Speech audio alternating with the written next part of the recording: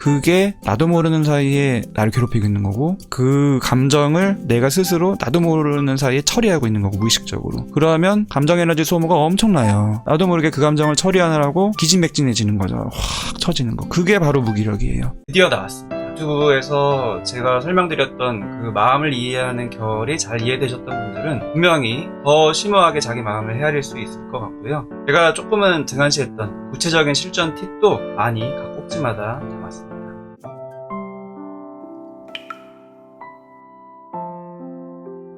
26살 여성분이시고 18살 때 전학을 갔었고 괴롭힘 당했었고, 그 다음에 3월부터 8년 동안 지금까지 대학병원 통원치료 받고 있다. 그리고 학교는 고3 4월에 자퇴했다라고 본인 설명을 해 주셨습니다. 전학간 학교에서 괴롭힘 당하면서 그 다음에부터 받으신 거고, 고3 때 자퇴도 하신 거고, 이렇게 간단하게 상황을 얘기하셨는데 조금이라도 더 표현을 해주시면 이해하기 수월하실 것 같아요. 절대로 간단한 게 아니거든요. 디테일이 다 다르거든요. 전학을 갔는데 그 전학은 내가 어떤 마음으로 갔는지, 억지로 갔는지 기대하며 갔는지도 다를 수 있고, 괴롭힘을 어떤 형식으로 당했는지도 굉장히 다양할 수 있고, 더 중요한 거는 그런 상황에서 내가 느낀 감정적인 디테일이 있는 거고, 그게 나한테 엄청난 타격이 됐을 거고, 괴롭힘이라는 거는 굉장히 중요한 트라우마가 됐을 가능성도 물론 많고, 그 상황은 집에 이사를 가게 돼서 전학을 갔는데 신설학교였다. 그래서 소위 말하는 사고친 아이들이 많이 왔었다. 그런 상황이고, 그런 상황에서 나는 괴롭힘을 당한 건데, 교우관계에서 그런 아이들이 많은 상황에서 나는 어떤 아이였는지, 그 이전부터 쭉 초중고가 있을 거 아니에요. 그때 나는 대략 이런 성격, 이런 성향의 아이였다라고 말씀을 해주시면 이 상황, 그런 아이들이 많은 상황이 나한테는 어떤 느낌이었는지 이해가 많이 될 것 같습니다. 이사 오기 전까지는 어느 정도 친구 관계에 자신감도 있었다. 그러셨구나. 괜찮았는데 이사 온 후로 만난 아이들은 친구 같지 않다고 느꼈다. 그래서 그냥 혼자 조용히 다니고 싶었는데 남자애들이 괴롭히기 시작했다.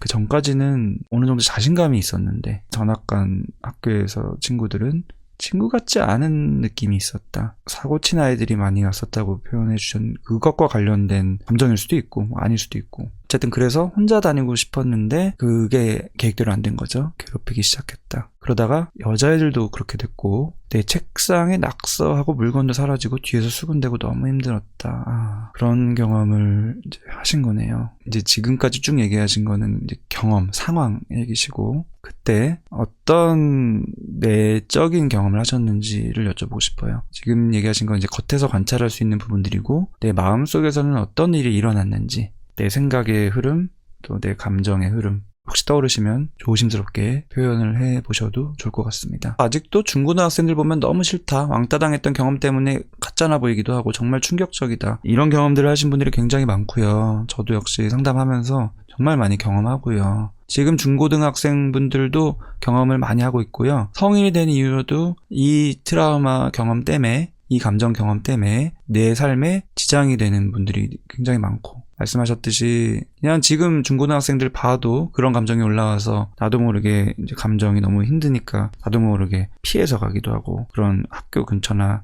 그 시간대를 피하기도 하고, 못 피하는 상황이 되면 너무 힘들기도 하고, 또 그때 내가 경험했던 그런 비슷한 이미지의 그런 성격, 그 느낌이 있거든요. 내 느낌적인 느낌, 요즘 말로. 그런 거를 지금 현재 내 삶에서 전혀 상관없는 사람을 통해서 또 재경험할 때 또 힘들기도 하고, 그래서 관계가 제한되기도 하고, 관계뿐만이 아니라 내가 나아갈 방향, 직업이나 그 직장 안에서의 관계에도 또 제약이 될 수도 있고, 자기 사업이나 이런 걸 하시는 분들도 내가 그런 게 없다면 더 뭔가 쭉쭉 나가거나 더 확장할 수 있는데, 그런 부분 때문에 제한되는 경험을 하시는 분도 있고, 이게 진짜 사회적인 문제이기도 하고요, 개인의 문제이기도 하고 정말 힘든 거예요. 전에는 제가 여중여고여서 여자 관계는 자신감이 있었다, 하지만 남자애들은 어떻게 해야 할지 고민도 됐고, 그 부분에 뭔가 안 좋게 되었나 보다, 그럴 수 있죠. 이게 여자 관계, 남자 관계가 굉장히 다를 수 있어요. 그리고 이전에는 아마 여중여고였기 때문에 자신감이 있었다는 게 이제 여자 관계에는 자신감이 있었던 거지만 공학으로 이제 전학을 가신 건데 그걸 어떻게 될지 모르겠다. 남자애들을 어떻게 관계를 맺어야 될지 굉장히 결이 다르잖아요. 그래서 아마 이제 남자애들과 트러블이 시작됐고 그게 여자애들까지 확장됐고 이렇게 뭔가 안 좋게 그렇게 된 것 같다라고 추정을 하셨습니다. 그럴 수 있어요. 상황이 이제 그렇게 됐네요. 그때 본인은 혼자 다니면서 계속 대학을 가야 하니까 억지로 참고 부모님 말도 참고 꾸역꾸역 다녔다. 수시로 대학을 가려고 준비를 했었다. 하지만 자퇴를 하게 되어서 결국에는 원하는 학교도 못 가고 또 반복이 된 것 같다. 자퇴라는 게 수시를 준비했던 입장에서는 그게 또 원하는 학교를 못 가게 되는 그런 식으로 이어지셨네요. 대학에서 꽈탑이었는데 한 명이 절 싫어했다가 안 좋은 일을 겪고 학교에서 해외 인턴을 갔었는데 거기서 또 무리지어서 저에게 얘기를 했는데 심지어 옆에 칼 들고 야채 썰면서 얘기를 해서 너무 무서웠다. 이게 이제 그 관계에서의 어려움이 고등학교 전학 간 이후 그때만 있는 게 아니라 그 후에도 계속 있는 느낌을 얘기하신 것 같습니다. 그리고 그때의 감정은 무서웠다. 칼 들고 야채 썰면서 얘기를 했는데 그게 무서웠다. 너무 무서웠다. 그리고 거기서 뭔가 무리를 지어서 얘기를 했는데 그게 또 이제 힘들었던 거고 그리고 뭔가 구체적으로는 얘기 안 하셨지만 날 싫어했고 그래서 안 좋은 일을 뭔가 겪으신 거고 애들이 칼 들고 무섭다고 주변 여자애들이 장난치고 저는 너무 분했다. 제가 무슨 말을 하든 걔네들은 다 저를 욕하려고 작정한 애들 같아서 너무 싫고 녹음했다가 교수님 들려주고 징계 내린다고 했는데 결국 징계도 안 내리고 어영부영 끝났다. 이런 경험을 대학 때도 하셨네요. 중고등학교에서도 이런 처리가 제대로 안 될 때 오히려 그런 괴롭힘을 당한 사람 입장에서는 너무나 힘든 더 이중고를 겪게 되는 건데 대학에서도 오히려 어떻게 보면 이게 더 쉽지 않은 부분이 있을 수도 있는데 그래서 더 힘들 수도 있는 거죠. 시스템적으로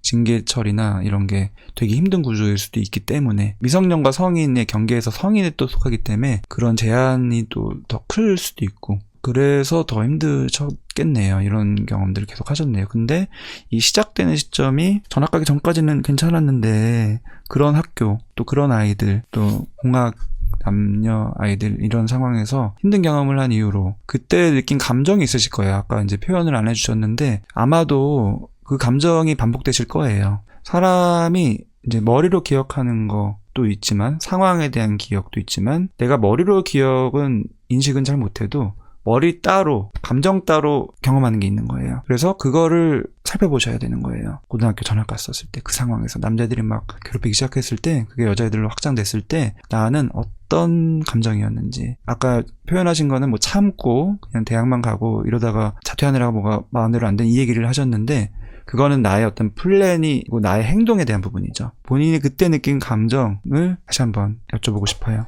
왜냐하면 결국에는 상황은 다르고 대상은 달라도 그때 느낀 그 감정이 내 베이스에 깔려있기 때문에 사람들을 만날 때 머리로는 그렇게 생각 안 해도 나도 모르게 그 감정이 올라오면서 그 상대방을 그렇게 인식하게 돼서 더 무섭고 그러니까 더 피하거나 거기서 갈등이 생기면서 악순환되는 경우들이 많거든요. 그래서 괴롭힘이라는 게 굉장히 안 좋은 거고 그러면 안 되는 거고 이게 왜 가해자는 있고 잘 사는 경우가 많고 아픔은 피해자의 몫이냐. 그래서 이게 법적으로 시스템적으로 잘 구축이 되면 좋은데 우리나라는 과도기인 것 같아요. 이게 제도적으로 안 되던 게 그나마 빠르게 효율적으로 인식 개선에 도움되는 거 긍정적이라고 생각하는 것 딱 하나가 있는데 이슈가 되는 거죠. 뭔가 연예인분들 뭔가 일반인에서 굉장히 유명해지는 분들이 예전에 학창시절에 그런 괴롭힘의 주체가 되었던 얘기들이 나올 때 그게 이제 없는데 그런 식으로 만들어져서 오히려 피해를 입는 경우도 있지만 아닌 척하고 있다가 이제 쉽게 말하면 들통나는 그런 이슈가 되는 경우들이 종종 있잖아요. 그게 실제로 청소년분들, 중고등학생, 그 가해자 그런 분들한테 시스템이나 어떤 뭐 그러면 안 된다 뭐 이런 어떤 제도나 부모님의 말이나 선생님의 말과 비교할 수 없을 정도로 큰 영향을 주는 것 같아요. 그러면 안 되겠다라는 결국에는 나한테 돌아올 수 있구나를 각인하게 되는 그런 경우들이 있는 것 같아요. 우울증이라는 표현을 하셨는데 그 18살 때 괴롭힘을 당했고 19살부터 치료를 받았다고 그 이후에 내가 8년 동안 힘들고 뭔가 노력을 해도 좀 안 되는 것 같고 약 챙겨 먹는 것조차 힘들고 그리고 정체된 것 같고 이런 느낌을 쭉 얘기해 주셨는데 물론 그게 힘든 요인이 됐겠지만 그 이전까지의 본인의 삶을 여쭤보고 싶습니다. 부모님과의 관계에 대한 표현 중에서 뭔가 나를 부정하는 부모님이라는 표현을 해주셨는데 조금 더 구체적으로 표현을 해주시면 좋을 것 같아요. 예전에 어렸을 때부터 학창시절까지 또는 그 이후로 부모님에 대한 본인 생각, 인식, 경험 생각나시는 대로 쭉 얘기해 주시면 좋을 것 같습니다. 26살이면 진짜 인생 기회가 많아요. 저도 늘 그 나이 때 내가 너무 늙었다고 생각했는데 지나고 보니 너무 젊었다, 늦었다고 생각하지 마세요. 기회와 희망이 무궁무진해요. 화이팅. 이런 응원을 해주신 거 너무 이제 감사한데 근데 또 한편으로는 본인이 느끼는 그런 생각과 감정은 또 본인 입장에서는 그게 맞는 거다.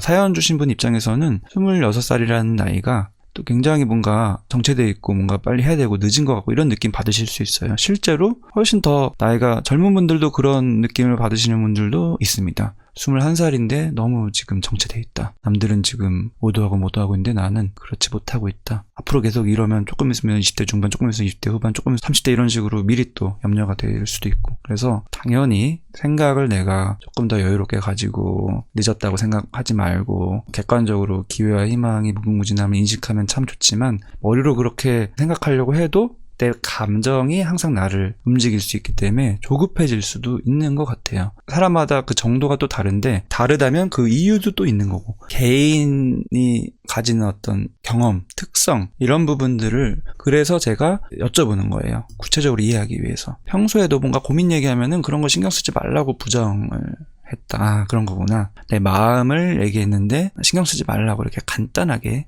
부정해버리는 느낌. 그러면서 스트레스를 받듯이 표정이 안 좋아지신다. 그거는 이제 나의 관찰이죠. 눈으로 보는 거. 그 표정을 인식하는 거. 그때 받은 내 느낌은 내가 하찮은 존재가 되는 기분이다. 굉장히 표현을 잘해주셨어요. 여기 사연에 쓰시는 거는 뭐 부정하는 부모님이라고 간단하게 쓰셨지만 그런 인식을 내가 어떤 상황에서 하는지 표정이 뭔가 안 좋아지는 스트레스 받는 느낌을 받는 거고 그때의 내 느낌은 내가 하찮은 애가 그런 존재가 되는 기분이 든다. 그런 경험을 이제 부모님과의 관계에서 쭉 하셨을 수 있을 것 같습니다. 관련된 경험들이 구체적으로 어떤 게 있으신지 내가 무슨 고민 얘기했는데 그걸 신경 쓰지 말라고 했는지 얘기하다 보면 또 구체적인 상황이 또 떠오르기도 하거든요. 그 상황을 떠올리고 그 상황에서 내 감정을 표현해 보시는 게 굉장히 본인 마음을 이해하고 또 감정을 해소하는 데 도움이 돼서 여쭤보는 거예요. 늘 말씀드리지만 제가 뭐 이건 이렇고요 저건 저렇고요 이렇게 뭐 분석하고 체계적으로 딱딱 해서 설명드리는 거는 어떻게 보면 별로 안 중요하다. 더 중요한 거는 내 마음을 들여다보고 딱 한마디라도 내 마음을 표현해보는 거. 그게 나한테 안정감을 주고 내가 나를 이해하고 공감하는 느낌을 주고 내가 나를 수용하는 경험이고 그게 나한테 오랫동안 무기력을 경험한 게 조금씩 올라오는 느낌을 주기 때문에 여쭤보는 거예요. 하지만 본인은 항상 본인 기준에서 하고 싶으면 말씀하시고 뭔가 불편함이 심해서 꺼려지면 수위를 당연히 조절하시면 되고요. 부모님이 부정하는 거에 대해서 나도 그렇다라고 리세님이 얘기해 주셨네요. 엄마가 자신도 갱년기라고 힘들다고 할 때 정말 말을 못 꺼내겠다. 학창시절에도 물론 힘든 분들이 있지만 그 여파 또는 조금 더 내 마음에 관심을 가지게 되는 시기, 뭐 늦은 사춘기 여러 가지 이유로 20대, 30대에 이런 갈등들이 있을 때 그거를 부모님한테 표현을 하고 싶을 때 또 부모님 연세가 그때쯤에 이제 갱년기인 경우들이 꽤 많아요. 그래서 지금 말씀하신 것처럼 갱년기라서 감정적으로 힘든 분들도 있고 아니면 신체적으로 어떤 병을 이제 하나 둘 알아가시는 분들도 있고 뭔가 기력이 점점 쇠하는 느낌을 받는 경우도 있고 그래서 수용을 심지어 해주려는 부모님이어도 내 마음을 표현하는데 스스로 부담감을 뭔가 미안함, 죄책감을 경험하는 분들도 많은 것 같습니다. 또 얘기하다 보면은 부모님이 뭔가 공감을 못 해주고 그게 섭섭하고 쌓이고 이런 식으로 넘어가게 되는 경우가 많지만 늘 강조드리지만 물론 부모님 입장에서 그럴 수 없는 경우들이 있어요. 부모님이 심리적으로 엄청난 스트레스 내가 모르는 게 있을 수도 있고 뭐 우울증이 있었을 수도 있고 하지만 그거는 어쨌든 지금 중요한 게 아니라는 거예요. 어쨌든 철저히 100% 내 입장에서 헤아리는 작업을 우선은 충분히 해봐야지 내 마음을 내가 이해하고 수용할 수 있는 그 순서가 너무 중요하다라고 얘기를 저는 항상 드리고 있습니다. 그랬더니 이제 사연 주신 분이 일상적인 고민도 있고 제가 판단을 할 때마다 과거의 경험들 때문에 너무 불안정하다. 제가 말로 표현을 안 하면 진전이 없고 우울무기력해져서 어떻게 해야 되나 너무 당황스럽다. 사연에서도 나왔듯이 생각도 굉장히 많은 분이시고 감정도 많이 느끼실 테고 이 내적인 경험이 엄청 많으실 텐데 항상 이거는 뭔가 표현을 해서 해소하고 싶으신 건데 그거를 뭔가 막힌 느낌이 드시는 거고 그게 너무 우울무기력으로 이어지고 너무 당황스럽다 이런 느낌으로 이해가 됩니다. 전에 살던 지역에서 누리던 그런 생활들을 못하고 너무 그리웠다, 박탈감을 느꼈다 이걸 부모님한테 말했다가 오버한다고 들었다 그러시군요. 이게 이중고예요. 교우관계에서 뭐 은따, 왕따, 괴롭힘, 뭐 학폭 여러 가지들을 다양하게 경험하는 분들의 이중고가 될 때 그게 진짜 힘든 거거든요. 당연히 나의 감정적인 고충이 그 상황에서 있는 거고 근데 이거를 내가 믿고 의지하는 사람한테 이 힘듦을 얘기했는데 오히려 그 반응이 나를 더 힘들게 하는 거. 내 힘든 걸 최소한 이해라도 해주고 아니면 그걸 적극적으로 처리를 해주는 게 최선일 텐데 감정 이해도 못하고 그런 문제 해결도 못하고 오히려 나를 공격하는 거죠. 네가 오버하는 거다라고. 그러면 이제 두 번 좌절되는 거예요. 그래서 두 개를 항상 여쭤보는 거예요. 교우관계가 어땠는지 부모님과의 관계가 어땠는지 둘 다 나를 힘들게 하는 이중고가 될 때 그 감정이 뿌리 박혀요. 그래서 앞으로 내가 살아가는 데 있어서 영향을 자꾸 줘요. 근데 내가 그거를 인식을 잘 못하고 살아요. 그냥 본인은 뭐 이게 우울증이라고 표현했고 실제로 우울증일 수 있어요. 근데 우울증이라는 거는 다른 어떤 질환보다도 굉장히 다양해요. 증상으로 진단을 하는 거기 때문에 그 사람이 경험한 트라우마일 수도 있는 거고 가족 안에서 공감 못 받는 이중고일 수도 있는 거고 또 다른 교우관계가 그래서 이제 나중에까지 악순환되는 거일 수도 있는 거고 이런 그 이면에 있는 것들이 있는 거예요. 우울증은 그냥 겉에 있는 껍질이고 이 현상에 집중하고 그래서 뭐 약을 내가 먹고 있는데 약을 까먹기도 하고 또 오지는 한 건 아닌가 이런 식으로 의구심이 들기도 하고 뭔가를 얘기하고 싶은데 시간은 없고 그래서 후회되고 이런 얘기를 해주셨는데 그래서 내가 8년 동안 대학병원 다니고 통원치료 받았는데 나는 왜 정체되어 있냐라고 물론 답답하시고 힘드시겠지만 이면에 있는 나의 흐름을 항상 보셔야 되는 거예요. 그 뿌리가 박혀진 감정이 있는 거고 그게 나도 모르는 사이에 나를 괴롭히고 있는 거고 그 감정을 내가 스스로 나도 모르는 사이에 처리하고 있는 거고 무의식적으로 그러면 감정 에너지 소모가 엄청나요. 거기에 나도 모르게 엄청나게 많은 생각들과 감정들이 하루에도 수십 번씩 돌아갈 거예요. 내 삶에서 전혀 그때 경험이랑 상관없는 나의 지금 삶에서도 순간순간 연결이 되면서 그 감정으로 들어가고 나도 모르게 그 감정을 처리하느라고 기진맥진해지는 거죠. 확 처지는 거. 그게 바로 무기력이에요.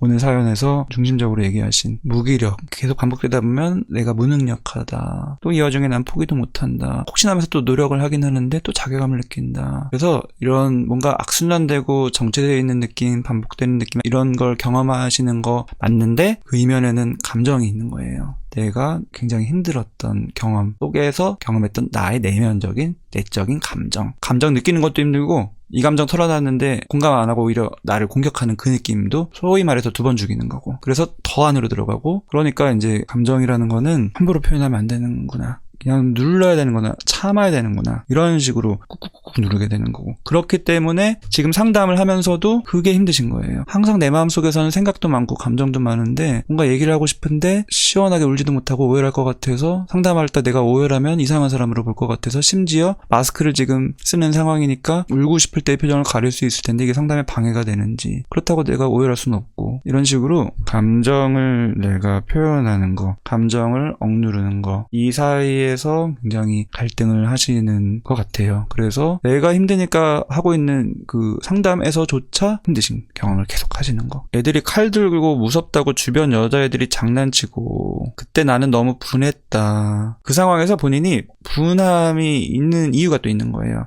분한 이유는 표현을 못하니까 분한 거고 그거는 또 이유가 있는 거고 내가 표현을 할 수 없는 이유 그거는 이제 이전에 감정 표현을 했다가 더 상처받는 경험들을 했기 때문이죠.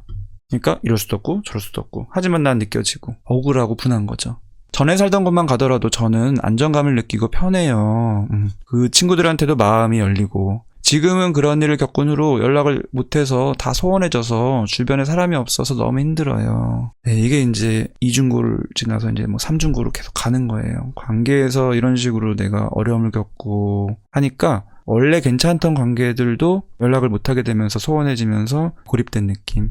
그러니까 계속 쌓이는 거예요. 감정이라는 건 항상 해소해야지 된다고, 덮는다고 억누른다고 해결되는 거 아니라고 늘 말씀드리는데, 내 상황이, 환경이 싸울 수밖에 없는 상황이 된 거. 내 감정 상태가 내 안에 싸울 수밖에 없게 구축이 점점 되는 거. 그러니까 이거를 표현하려고 하면은 오열밖에 안 되는 것 같은 거. 왜냐면은 꾹 눌렀다가 빵 터지니까 이게 오열이에요. 근데 나도 그거를 아니까 그럴까봐 염려돼서 또 상담에 지정되고, 근데 오열해도 되고. 상담이라는 세팅은 그 내가 감정을 표현하는 게 이전에 내가 경험했듯이 굉장히 부끄러운 거고 상처받는 거고 두려운 거고 그럴까봐 노심초사하는 거가 아니구나. 그냥 자연스럽게 있는 그대로의 내 생각과 감정을 표현해도 되는구나 라는 그런 안전한 느낌을 받게 되는 세팅이에요. 근데 시간이 좀 걸려요. 지금 12번 정도 하셨는데 내가 이런 뭐 마스크 쓰고 뭐 오열하고 이런 여러 가지 생각들이 많으시다는 거는 아직 편하지 않은 거고, 적응하는 시간이 걸리고, 하지만 꾸준히 하시다 보면은 조금씩 편해지세요. 그러면서 표현을 하시면 되고, 그 과도기에는 오열을 할 수도 있죠, 당연히.